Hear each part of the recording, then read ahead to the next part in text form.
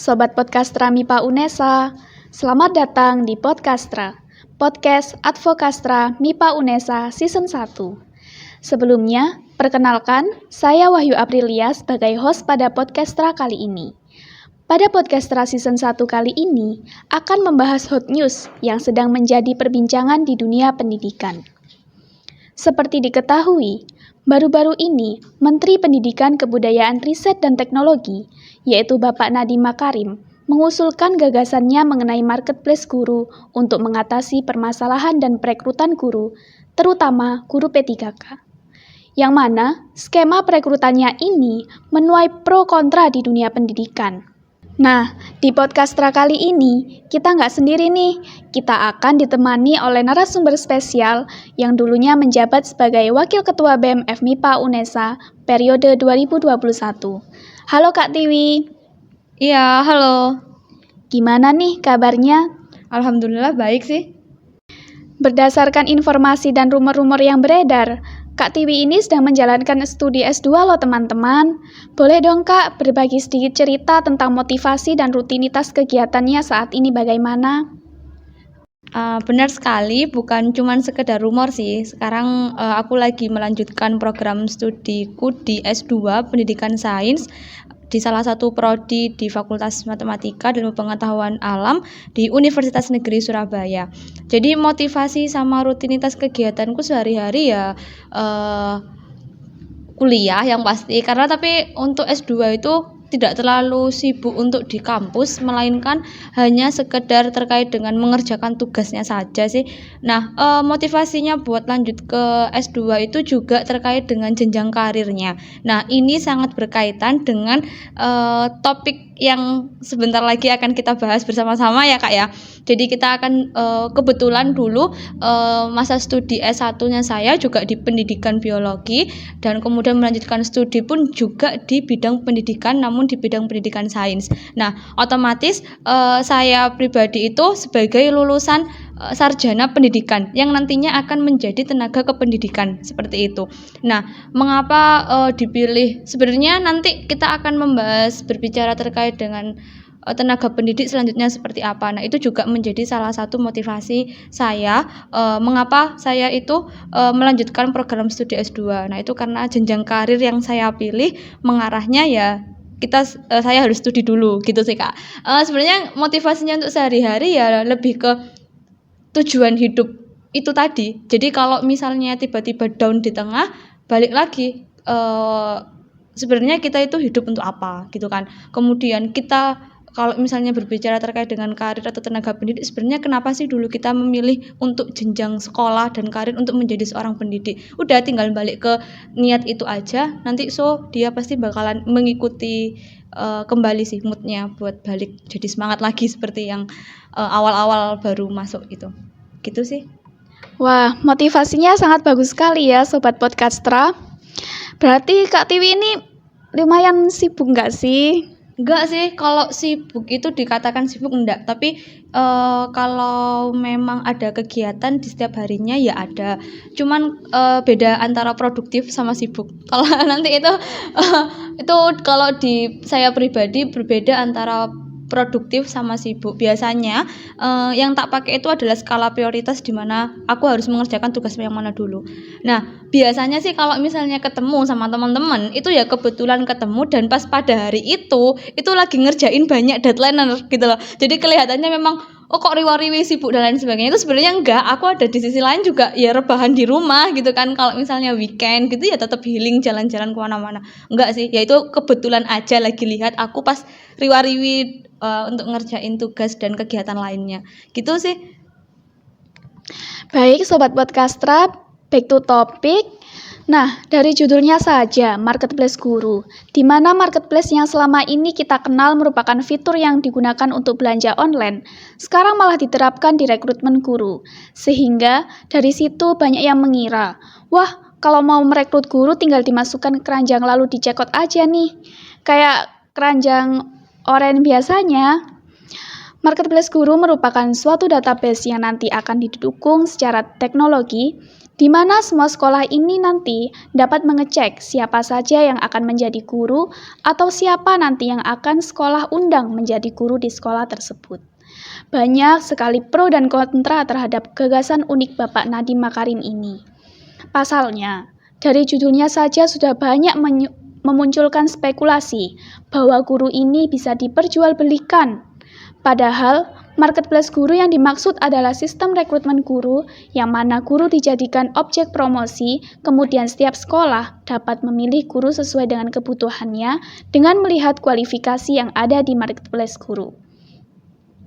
Konon, kata Bapak Nadiem Makarim dalam rapat bersama Komisi 10 DPR RI, dengan adanya marketplace guru ini, calon guru menjadi lebih fleksibel dalam mendaftar dan memilih lokasi mengajar tanpa harus menunggu proses perekrutan secara terpusat. Penyebab digagasnya usulan tersebut karena saat ini yang menjadi sorotan adalah guru honorer, di mana selama ini banyak sekolah yang kekurangan tenaga pendidik dan merekrut guru honorer. Nah, bagaimana nih tanggapan Kak Tiwi tentang rencana Kemendikbud untuk membuka marketplace guru? Kalau mendengar terkait dengan topik yang baru dilancarkan oleh Mas Nadiem ini selaku Menteri Pendidikan, yang di benak saya itu adalah program apa lagi sih, gitu kan?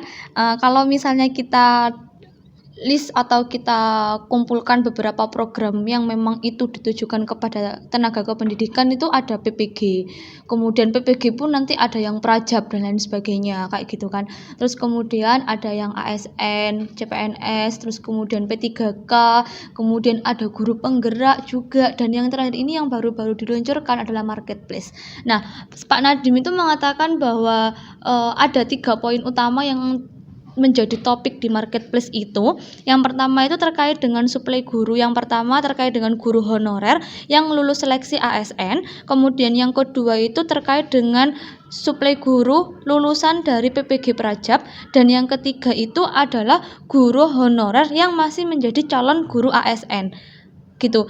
Jadi kalau dilihat dari 3 topik ini, nanti bisa dianalisis memungkinkan yang mana yang memang itu cocok di marketplace. Nah, tujuan dari Pak Nadiem untuk meluncurkan program marketplace ini kan sebagai wadah tenaga pendidik untuk itu ibaratnya ada wadah yang sekiranya nanti data itu di wadah itu tuh bisa diakses oleh seluruh sekolah yang ada di Indonesia, di mana nanti sekolah yang di seluruh Indonesia itu kalau misalnya dia butuh tenaga pendidikan, dia langsung bisa mengambil atau merekrut dari marketplace itu. Nah, ini sisi positif, lebih fleksibel dan lebih, menurut dari analisis yang pernah dilakukan itu, nanti ibaratnya dari pihak sekolah, misal ada guru mutasi gitu, ada guru yang tiba-tiba cuti, atau ada guru-guru yang tiba-tiba ada tugas belajar dan lain sebagainya, kekurangan guru gitu kan. Nah, secara fleksibel sekolah bisa menilai bahwa kita kekurangan guru, kita bisa ambil dari marketplace itu tadi.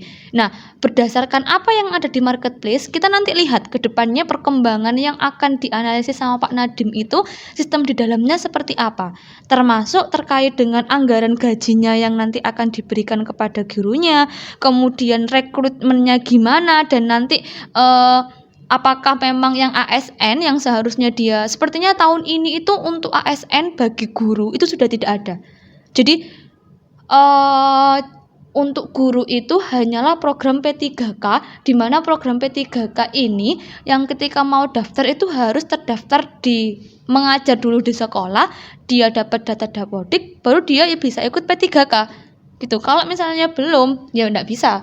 Dan P3K pun harus diperbarui setiap 5 tahun sekali gitu. Nah, nanti nasibnya yang menjadi tendensi sekarang itu juga gimana dengan nasibnya guru honorer yang sampai sekarang itu belum mendapatkan sekolah ataupun sudah ada di dalam sekolah. Nah, kenapa sih kadang-kadang juga permasalahannya tenaga pendidikan ini kan juga yang diagung-agungkan gitu kan ya, positifnya. Kita itu kekurangan guru, iya benar, kekurangan gurunya di daerah yang terpencil, itu problem lagi nanti di situ. Di daerah terpencil bukannya mungkin ya dari tenaga pendidiknya banyak lulusan dari tenaga pendidikan, cuman apakah semua tenaga pendidik itu juga mau ditempatkan di daerah yang terpencil, dan apalagi itu bukan daerah tempatnya, itu apakah bukan suatu problem lagi gitu kan ya. Misal nih dari suatu sekolah, saya di Sumeneb, di Madura, Nah, saya lihat buka data marketplace. Ini yang di pandanganku. Terus saya search nih sama CV-nya yang salah satu guru A, tapi asalnya dia dari kota Surabaya. Apakah dia mau? Kalau misalnya nggak mau gimana? Gitu kan. Nah, nanti yang perlu dianalisis lagi dari program ini terkait dengan itu tadi, anggaran gajinya itu bagaimana, kemudian pembayarannya gimana, terus kemudian mekanisme kepala sekolah itu atau pihak sekolah itu bisa mengambil data atau mengambil guru dari marketplace itu gimana. Nah, itu yang perlu nanti dianalisis kembali, seperti itu. Kemarin kalau misal saya tak lihat sekilas di penyampaiannya Pak Nadiem terkait dengan biaya anggaran itu, nanti itu dana BOS yang ada di daerah itu akan ditingkatkan untuk pembayaran guru-guru yang khusus diambil dari marketplace itu. Jadi kalau untuk anggaran dananya seperti itu. Mungkin nanti yang lebih dianalisis mekanismenya perekrutannya yang seperti apa gitu. Wah, tanggapannya sangat bagus sekali ya Sobat Podcastra. Kemudian Kak, gini, menurut Kak Tiwi ini efektif nggak sih marketplace guru ini ditujukan untuk guru honorer? Oke, kalau bicara efektif tidak efektif, kita harus melihat sisi positif sama sisi negatifnya. Tapi saat kita melihat sisi positif sama sisi negatifnya, hal itu harus diimplementasikan dulu, baru kita bisa menilai bagaimana tanggapan. Nah, sebelum program ini itu dicanangkan, otomatis kan kayak gini lagi rame-ramenya nih ya, seharusnya ya, semoga ini bisa didengar sama pihak Kementerian Pendidikan, seharusnya tanggapan-tanggapan dari atau respon masyarakat terkait dengan topik ini itu harus dipertimbangkan dengan baik, karena yang menjalankan itu mereka gitu loh, yang benar idenya dari pusat pemerintah, tapi yang mengimplementasikan program itu kan kita atau dari tenaga pendidik yang memang ada di beberapa daerah. Kira-kira dengan adanya topik ini mampu nggak dulu? Wes itu dulu, mampu nggak semua sekolah, terutama nih kalau bicarakan tadi kan solusi dari tenaga honorer gitu kan ya. Nah, tenaga honorer kan banyak ya, banyak sih ya, di kota juga banyak, di desa juga banyak gitu kan. Nah, mungkinlah nanti dari teman-teman yang di kota bisa, tapi bagaimana dengan teman-teman yang guru honorer yang di desa dan yang biasanya untuk gajinya itu lebih kecil daripada yang ada di tenaga honorer yang ada di kota gitu kan. Nah, otomatis siapa dulu nih yang kita harus tolong gitu kan, yang di daerah atau yang di kota gitu kan. Jangan hanya mempertimbangkan saya meluncurkan program tapi kita sebagai pengguna program itu tidak bisa melakukan itu gitu. Jadi programnya malah nggak guna. Sebenarnya programnya bagus, asalkan SDM yang menjalankan itu bisa menjalankan dengan baik. Nggak usah ke marketplace guru wes. Kurikulum Merdeka. Nggak semua sekolah itu menjalankan kurikulum Merdeka dengan baik. Itu nyata. Karena sekolah di daerah saya sendiri itu ada beberapa itu yang memang butuh sekali pelatihan untuk guru-guru menjalankan gimana sih kurikulum Merdeka sebenarnya. Nah, gitu. Jadi kalau misalnya mau menerapkan ini, efektif tidak efektifnya untuk tenaga honorer, banyak step yang harus dilalui. Contohnya, ada sosialisasi terlebih dahulu. Kemudian impact-nya untuk tenaga honorer itu gimana? Gimana hubungannya sama yang P3K? Apakah dengan adanya marketplace ini bisa menjadi solusi tenaga honorer itu lebih banyak kuotanya untuk masuk ke sekolah, sehingga nanti di sekolah dia udah dapat data Dapodik, akhirnya dia bisa ikut P3K. Nah, itu baru bisa naik.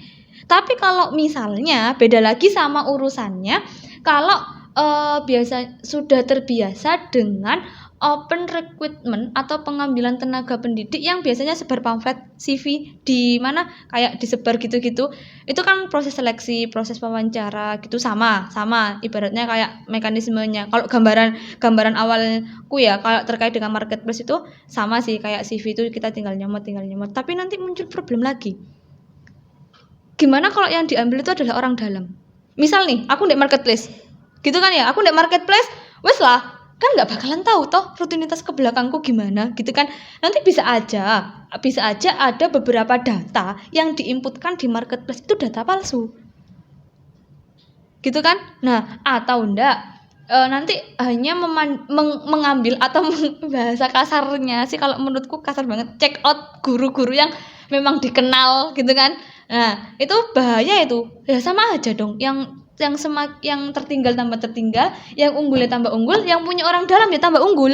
gitu. Jadi belum tentu sedangkan sedangkan misalnya ada yang punya orang dalam gitu terus belum tentu skill dia setara dengan yang dia nggak punya orang dalam gitu, yang nggak dikenal gitu kan. Bisa jadi orang yang nggak kita kenal itu skillnya lebih bagus gitu. Nah itu yang perlu memang harus diperhatikan. Kalau tak rasa kalau memang untuk peningkatan tenaga honorer untuk lebih maksimal itu harus ada kaitannya marketplace ini sama P3K, di mana nanti dengan adanya marketplace itu seharusnya ada peraturan di mana sekolah itu setidaknya wajib mengambil beberapa guru dari situ di setiap tahunnya kayak gitu untuk regenerasi. Kan kita kan juga ada toh kalau misal di sekolah itu pensiun tahun ini ada 2 pensiunan guru, berarti sekolah itu wajib mengambil 2 guru dari marketplace. Kemudian nanti yang langsung bisa dinaikkan ke data Dapodik sehingga dia bisa langsung daftar P3K. Itu kemungkinan yang nanti kalian bisa ngangkat banget untuk tenaga honorer. Tapi ya balik lagi, banyak yang hal yang di bawah-bawah, kecil yang aslinya itu berpengaruh yang perlu dianalisis juga. Kayak gitu sih. Jadi efektif atau enggaknya tuh dilihat dari skemanya nanti ya. Iya, betul. Dari tahap-tahapnya nanti Iya. gimana marketplace guru. Iya. Karena tak rasa kalau marketplace guru ini nggak bisa sendirian. Jadi dari pemerintah daerah, kepala dinas, kepala sekolah itu harus sinkron semuanya. Kalau misalnya salah satu dari pihak ini nggak ada yang nggak sinkron gitu, ya udah buyar wes, nggak ada gitu, kayak malah nggak efektif. Jadi tergantung sih. Program itu bisa efektif jika, nah, program itu tidak efektif jika. Jadi ada kata-kata jikanya, kayak ada syaratnya kayak gitu sih. Ya terus kan ini Kak, muncul juga spekulasi kalau guru yang ada di Indonesia ini kedudukannya semakin tidak terhormat karena Kata-kata marketplace itu. Iya, kata-kata marketplace itu. Kan marketplace ini biasanya ya tahu sendiri kan di belanja online penerapannya. Betul. Ini malah diterapkan di guru-guru. Iya, betul. Inilah salah satu yang gini. Misalnya kita beli barang, tampang luarnya kan yang kita lihat dulu. Nah, kenapa kok banyak respon masyarakat yang negatif? Dari namanya aja, tampak loh kayak gitu. Menurutku itu adalah hal suatu yang penting. Kita ya banyak sih yang bilang jangan lihat dari covernya dan lain sebagainya, tapi nggak bisa, wong kita yang lihat kita itu langsung penilaian pertama, wow, marketplace, apalagi gitu kan, wah, pasar guru. Mungkin kalau misal bisa disarankan gitu ya, nanti namanya lebih diperhalus saja misalnya. Tapi sebenarnya kalau misalnya mau menganalisis apa sih bedanya sama Dapodik gitu loh. Dapodik kan juga data pangkalan guru, cuman bedanya kalau misal guru itu mau masuk ke Dapodik dia harus punya sekolah dulu. Kalau di marketplace kan dia bisa fleksibel, entah aku belum sekolah, aku baru lulus, aku masukin dataku ke marketplace, terus aku bisa di check out gitu kan. Nah gitu itu wajar sih kalau misalnya merasa tidak terhormat, itu wajar. Saya juga sebagai lulusan bergelar dengan gelar SPD gitu, itu merasa juga wow, sepertinya hargaku dijual gitu kan, kayak wow, diriku dijual gitu, aku belajar cari ilmu itu untuk dijual ternyata gitu kan. Nah mungkin nanti lebih lah diperhalus lagi terkait dengan kalimatnya, seperti itu sih. Rencananya bagus, mungkin ya itu tadi, tampaknya harus lebih haluskan bahasanya. Iya, terus juga menurut saya berdasarkan informasi-informasi yang saya terima itu ya Kak, bukan hanya lulusan SPD saja, anak kuliahan yang baru masuk pendidikan aja udah mikir-mikir nih, kayak ada yang opini, wah aku nyesel ini masuk pendidikan gara-gara marketplace guru. Ini banyak banget, apalagi di media sosial banyak sekali yang bilang kayak gitu Kak. Nah gimana ini gimana nih buat memotivasi anak pendidikan yang baru masuk kuliah itu? Nggak boleh sih menurutku. Gini kan, kamu udah oke, aku pasti bakalan menjadi sarjana pendidikan gitu kan ya, dengan kata-kata istilah, dengan sistem pemerintahan yang peraturan pemerintah dari Kementerian Pendidikan itu yang macam-macam dan lain sebagainya, itu jangan jadiin suatu hal yang berat. Kayak misal jalanku untuk menjadi guru bukan cuma di marketplace. Hello, anak muda zaman sekarang, kamu bisa bangun LBB, kamu bisa bangun sekolah sendiri bahkan kalau mau, ya kan? So buat apa nyesel gitu loh. Sedangkan gini loh, kamu nggak usah daftar di marketplace, kamu nggak usah daftar di sekolah, kamu bisa jadi guru les, kamu juga bisa jadi tenaga pendidik, gitu kan? Ya, kayak menurutku suatu hal untuk jalan menuju Roma itu banyak gitu loh. Jadi jangan berputus asa karena hanya peraturan-peraturan pemerintah yang ada. Jadi peraturan pemerintah itu harus kita taati. Tapi kita kan adalah kita bicara makhluk hidup yang kita punya kemampuan beradaptasi. Wes, itulah yang kamu pegang. Berarti zaman sekarang, kalau dulu zamanku baru lulus S1 itu lagi gencar-gencarnya P3K. Lagi gencar-gencarnya udah enggak ada CPNS. Nah, terus aku harus gimana gitu kan ya. Sementara ngelamar ke sekolah sana sini itu nggak diterima gitu kan ya, nggak ada lowongan di sekolah sini. Tapi bukan berarti jalanku menuju pendidik itu terhenti gitu loh. Aku bisa kok buat sama teman-teman ini, mungkin dari teman-teman BEM gitu ya, kamu BEM-nya selesai jangan dibubarin, buat aja LBB gini-gini, tinggal promosi, kamu cari anak didik, selesai kamu juga dapat uang kok di situ. Iya kan? Juga bisa menunjukkan skillmu yang udah kalian dapat pas ketika jadi di kuliah pendidikan, terus kamu terapin di LBB-mu, kamu juga bisa kok gitu kan. Sekarang malah banyak macamnya yang namanya edupreneurship, kayaknya ibaratnya pendidik juga bisa menjadi kewirausahaan gitu kan. Itu tergantung bagaimana caranya kita itu menyikapi hal tersebut dan bagaimana caranya kita itu beradaptasi. Katanya mahasiswa agent of change. Nah gitu kan, kalau kita stuck ikut itu aja, kalau misalnya nih boleh lah ya tenaga pendidik ikut di pemerintah, tapi kalau misalnya mau stuck ikut pemerintah terus, kita nggak mau punya ini sendiri, nggak punya, misalnya apa salahnya kita juga bisa bangun LBB sendiri, ya kan? Ya dari situ sebenarnya banyak tenaga pendidik itu nggak harus terpaku sama sekolah gitu loh, nggak harus terpaku sama sekolah, kamu lo juga bisa didikin sekolah sendiri gitu loh. Bahkan kamu sederhana wis tadi itu LBB kayak gitu, dari hal-hal kecil yang sebenarnya itu bisa kamu lakukan. Jangan mengambil pusing terkait dengan kebijakan apa yang ada gitu, tapi fokuslah pada apa yang bisa kalian kerjakan, gitu aja sih. Aku simpel aja sih sebenarnya, ikutin aja itu arus dari peraturan-peraturan yang ada, analisis aja, celahnya cari di mana. Oh, dari peraturan pemerintah perekrutan P3K itu alurnya begini. Oh, kalau tenaga pendidik itu harusnya memang PPG dulu, karena PPG itu entah nanti ikut tes CPNS atau tes P3K, dia sama-sama ngangkat poin gitu kan. Kalau angkat poin, golongannya bisa tinggi, grade-nya bisa tinggi, gajinya bisa naik, selesai gitu kan. Tapi apakah mau stagnan di gaji-gaji itu aja? Kenapa nggak buka lebih baru lagi? Gitu kan, selesai gitu. Jadi tergantung gimana kita beradaptasi aja sih gitu. Jangan diem aja gitu sih. Analisis aja, cari deh celahnya dari peraturan pemerintah itu. Sebenarnya gini loh, pemerintah itu membuat kebijakan, dia itu juga pasti mikir gitu loh. Oh, ini pasti bakal lebih sejahtera. Nah, cobalah kita posisikan kita sebagai menteri pendidikan gitu ya. Kita posisikan menteri pendidikan, kita cari celahnya. Oh, ternyata gampang. Kita lo tahu celahnya. Aku harus ketemu ini sih, aku harus kesini dulu biar aku bisa begini. Gitu. Itu pasti bisa, pasti ada celah, cari dari situ. Pasti ada. Percayalah. Wah, sangat panjang sekali ya. Tapi ini bisa buat motivasi untuk anak kuliahan atau mahasiswa yang sekarang itu baru masuk jurusan pendidikan ya. Jadi jangan khawatir, jangan cemas kalau diberlakukan marketplace guru. Terus juga belum tentu juga kan ya Kak, marketplace guru ini berlangsung diterapkan terus-menerus selama beberapa tahun. Yeah. Pasti nanti juga ada evaluasi, terus diperbarui atau diperbaiki, bahkan bisa juga dihilangkan jika memang pada tadi kan, kalau misalnya mau mengatakan efektif atau tidak, ya diimplementasikan dulu, memang harusnya seperti itu sih.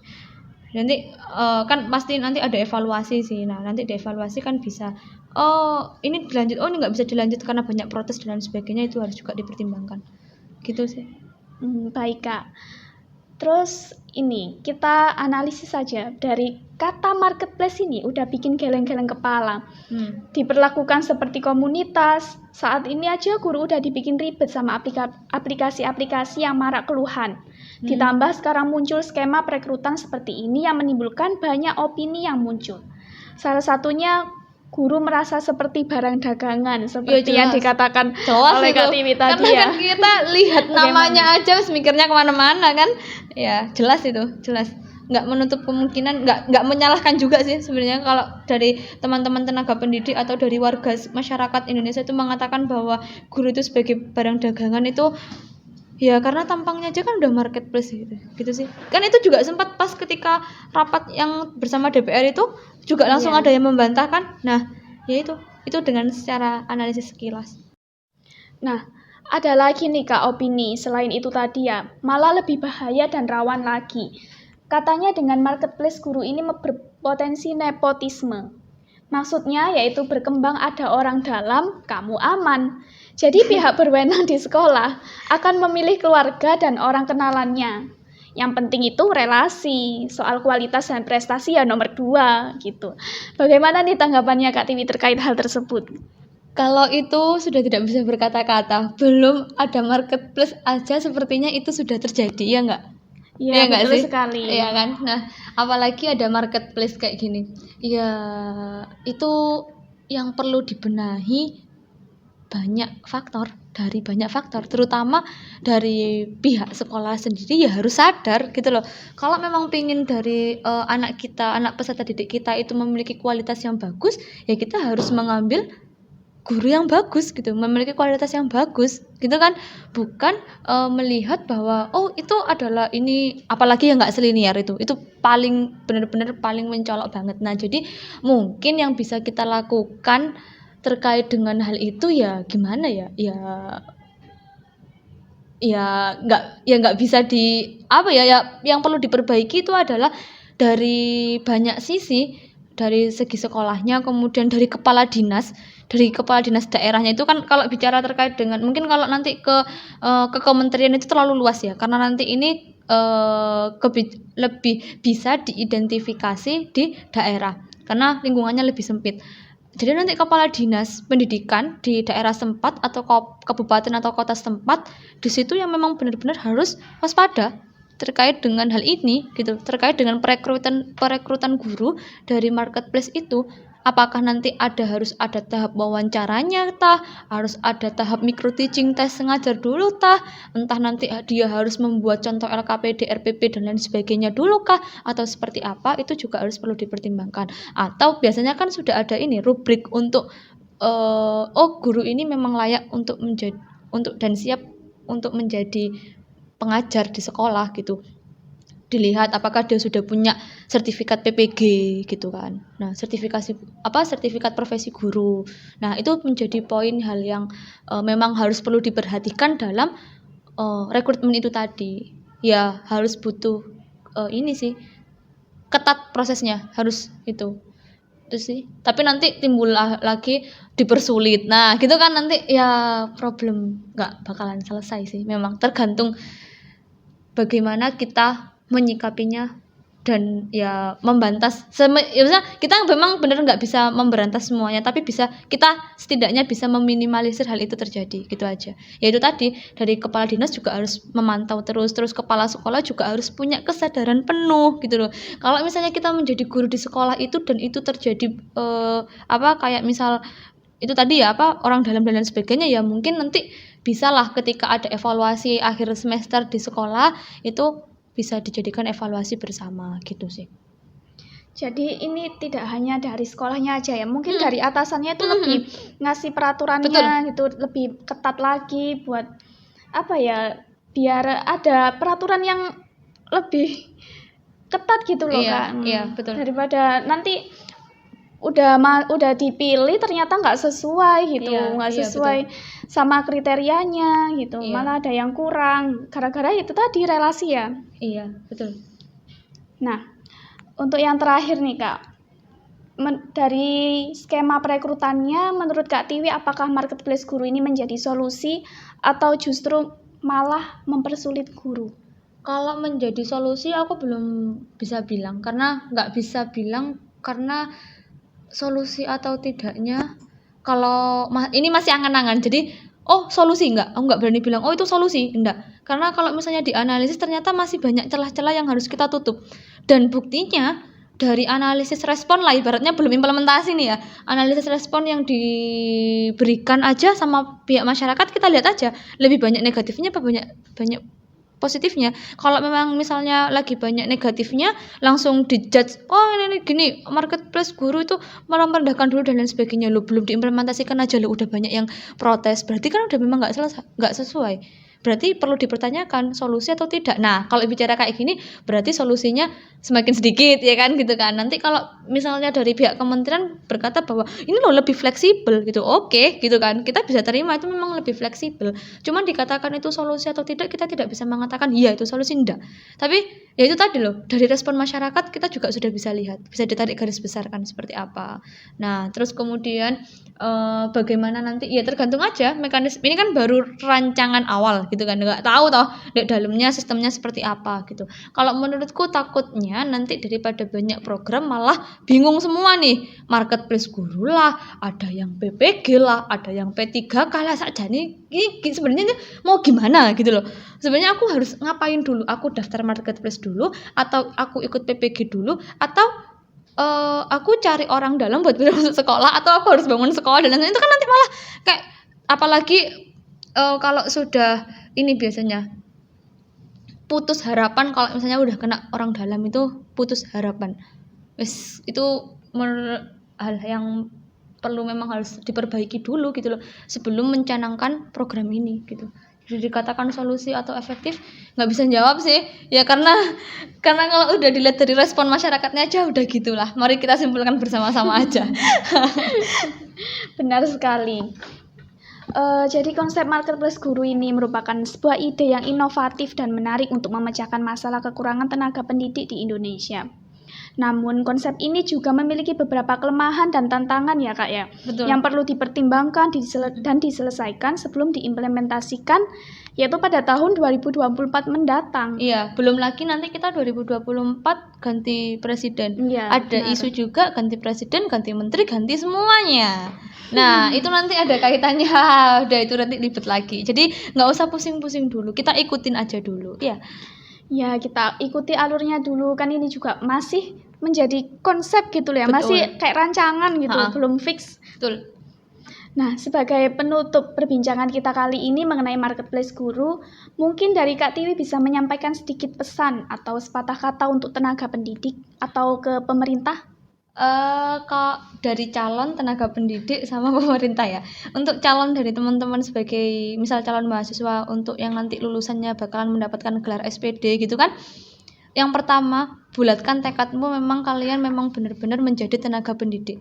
Tenaga pendidik itu banyak maknanya, dan tenaga pendidik, ingat tenaga pendidik itu nggak harus di sekolah gitu loh. Nggak harus di sekolah, banyak jalan menuju Roma untuk mengimplementasikan dan membuktikan bahwa dirimu adalah tenaga pendidik yang sebenarnya. Itu yang pertama untuk teman-teman calon mahasiswa tenaga pendidik. Untuk dari teman-teman yang lulusan dari tenaga pendidik gitu, kalau perhatikan lagi terkait dengan sasaran karir yang memang diinginkan. Bukan melihat jenjang karir orang lain. Wah, enak nih jadi dosen sama-sama jadi pendidik. Wah, tapi enggak. Tapi lihat aja maunya ke karir yang mana. Oke, aku mau jadi dosen. Tenaga pendidik dosen, tenaga pendidik di guru SD, tenaga pendidik di guru SMP atau SMA. Udah, tekunin aja itu dulu. Tentuin aja dulu di mana dia mau ini. Oh, kalau mau jadi dosen aku harus sampai S3. Oke, tenaga pendidik harus sampai gelar doktor. Jalan kan berarti seret. Aku mau SMA, mau ranahku ke SMP sama ke SMA. Kebetulan aku adalah, misal aku sendiri nih, lulusan S1 pendidikan biologi. Kadang susah kalau sampai di SMP karena IPA. Rumpunku kan biologi. Oke, berarti gimana caranya memperluas lapangan pekerjaanku? Oke, aku sekolah lagi gitu kan. Ada juga kalau memang mau fokusnya ke guru, silahkan fokus untuk ikut PPG biar dapat sertifikat profesi guru.